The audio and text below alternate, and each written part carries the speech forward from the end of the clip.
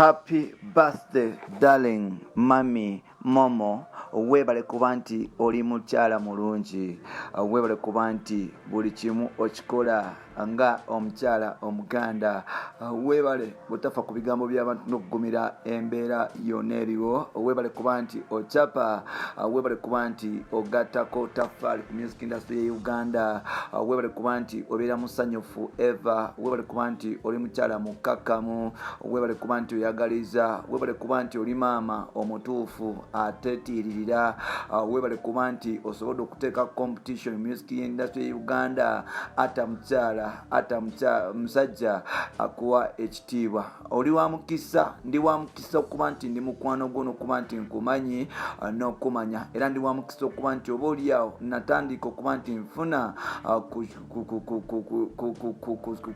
okugattibwa oba okuba nti connection naawe ne limelight okutandika okuba nti nsharingako naawe. You a true legend. Nkwagala nnyo mami momo, era nga bino n'ebirala Rema byasobodde okuba nti oba oliawo asindikira bwe buno obubaka oba oliawo Rema byasobodde okuba nti asindikira Maureen Nantume ku birthday mpola mpola. Tukwaniriza ku mukutu gwaffe omuganzi okumanyikiddwa nga Uganda Mukamuli amanya n'eddoboozi bamutantambi Jimso Rich Boy Maxudi Junior. Webale kuba nti otambula nange, buladi wange atambula nange, ngenda kusaba ekintu kimu gwe ayakatwegattako oba gwe yakajja wano kusaba tweyungeko ng'osubscribinga tusobole okuba nitukoza family oba olwonno osobola okuba nti ofuna videos n'amawulire amalungi ag'ettabu. Olina kuba nti osigala wano wokka, then tusobole okuba nti tutambula ffenna mpola mpola.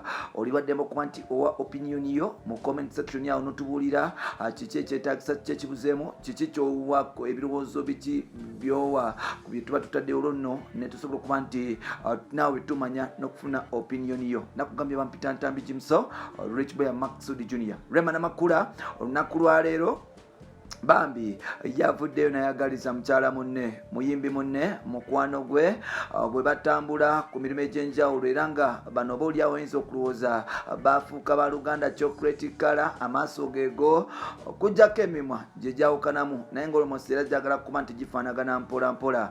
Mukyala mukulu amanyikiddwa nga Rema Namakula yavuddeyo n'asindikira obubaka mukyala munne amanyikiddwa nga Momo oba Maureen Nantume. Omuyimbi ono Maureen Nantume yali ayimbira wali mu Eagles Production yakyuka nadda ne bakola kye bayita Golden Band, era omukyalo ono yasobola okuba nti asportingibwa musajja mukulu amanyikiddwa nga Misa Kisemakula.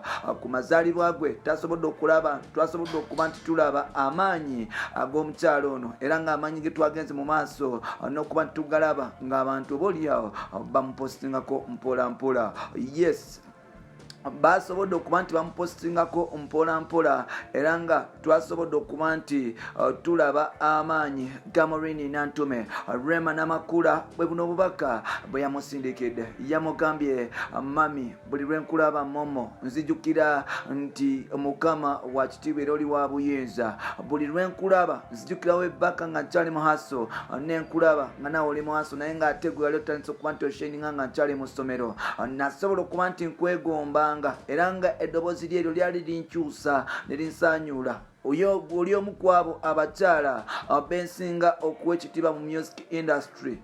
Momo, oli mukyala mulungi, ekyo naawe okimanyi. Oli mulungi mu ndabika ne mu mutima. Ye gwe omu ku bakyala abatonotono abali mu music industry bensobola okuba nti nzikiririzaamu n'okumanya nti bakyala bali real era nga baddala.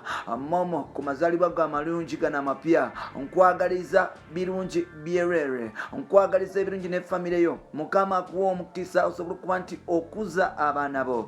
Mukama akuwe omukisa osobola okuba nti okola ssente empitirivu n'ebyobugagga eby'enjawulo, era Mukama akuwa amagezi agabikuuma. Mukama akusobozese okuba nti otambula amawanga n'okwakivinga ebyo booliawo byotanafuna. Momo, oli mukwano gwange, buli lutwesanga ku mikolo oba ku mbaga ngenda mu maaso n'okuba nti obooliawo nfiiringa love yo. Ndi wa mukisa okuba nti ndi mukwano gwo, era oli wa kabi olw'okuba nti ndi wakabi okuba nti nange mbeera n'owakabi nga gwe Momo. Ku mazaalibwa go amapya nkwagaliza birungi byerere era ekirabo ntandise dda okireeta bwebwo bubaka Rema Namakula bwe yasobola okuba nti obaoliawo asindikira Maureen Nantume ku mazaalibwa ge myaka jejo gye tutamanyi mpola awo mukutu guli gumu gwa Uganda mu Kamoli nga bwe nakugambye gwe yakatweyungako subscribing osobola okuba nti otambula naffe olwo nno ne family ewere genda mu maaso n'okuba nti otunonyako ku mikutu gyaffe egy'enjawulo kosa Ntami Jimso ku Facebook Ntami Jimso 5 ku Instagram ate nga Jimso 16 ku Twitter nkwagaliza birungi byerere weebale kuba nti otambula naffe byebyo ebiffe wa Rema ne Nantume. Bye bye for now.